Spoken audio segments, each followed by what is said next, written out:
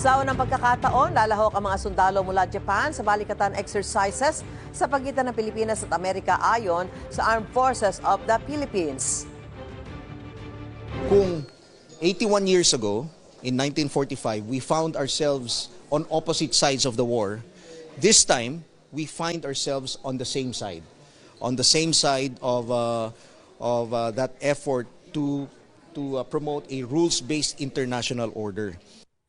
Ang paglahok ng Japan sa balikatan exercises ay pinapayagan sa ilalim ng Reciprocal Access Agreement ng Pilipinas at Japan. Lalahok din sa pagsasanay ang Australia. Ayon sa AFP, ito na ang pinakamalaking balikatan exercises. Sisimulan ito sa April 20. Kabilang daw sa mga tututukan sa pagsasanay ay ang cyber security. Igan, mauna ka sa mga balita, mag-subscribe na sa GMA Integrated News sa YouTube para sa iba't ibang ulat sa ating bansa.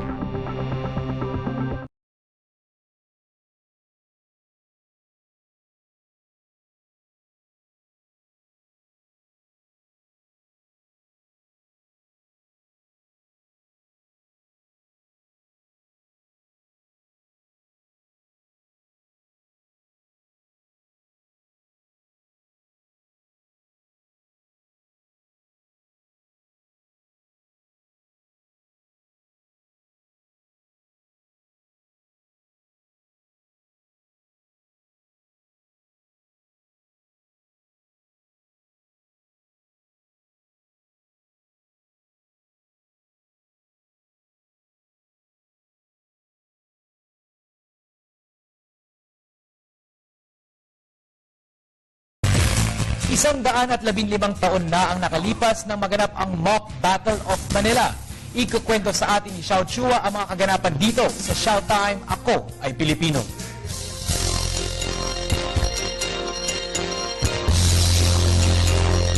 Mga saysayang araw po, it's Showtime! 115 years ago, August 13, 1898, isinagawa ang Mock Battle of Manila o ang peking labanan sa Maynila. Kailangan liwanagin, ang nakakalito sa ilan. Tama po, hindi pareho ang Battle of Manila Bay at Mock Battle of Manila. Ganito ang kwento. Nang matalo ang mga barkong Espanyol ni Commodore George Dewey sa Battle of Manila Bay, May 1, 1898, pinalibutan ng mga barkong Amerikano ang Manila Bay habang inaantay ang mga sundalong Amerikanong ipadadala mula sa Amerika. Gayon din sa ilalim ni General Antonio Luna, 30,000 sa mga puwersang Pilipino ang nakapalibot na sa lungsod at naghukay pa ng 14 na milyang trinchera sa paligid nito. Umaasa sila na tutuparin ng mga Amerikano ang pangako nila kay Aguinaldo na ibibigay sa kanila ang Intramuros, ang lumang lungsod ng Maynila. Pinadalhan ni Pangulong General Emilio Aguinaldo ang Gobernador General Espanyol na si Basilio Agustin of surrender. Ngunit para sa kanya, mas nanaisin pa niyang sumuko sa mga Amerikano kaysa sumuko sa mga Pilipino. Nagpadala siya ng mensahe kay Dewey. Maglaban sila sa isang peking labanan at magpapatalo ang mga Espanyol upang ipakita lamang na masasawi sila ng lumalaban at may dangal.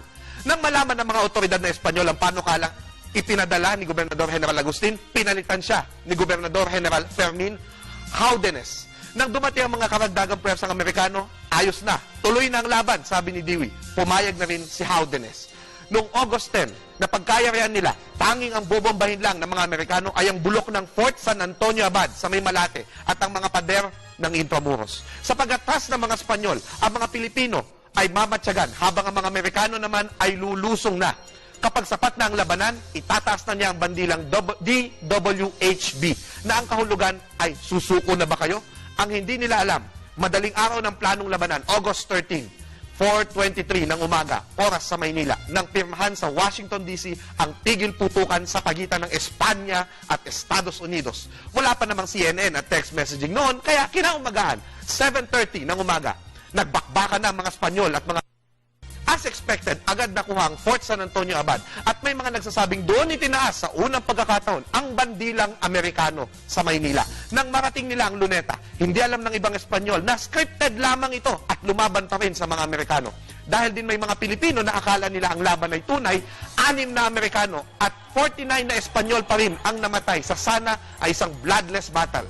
Katanghalian, itinaas ng mga Espanyol ang CF o sign na Hold Conference. Sa simbahan ng San Agustin, sa kwartong tinawag na Sala de la Capitulacion, isinulat ni Haudenes ang dokumento ng pagsuko.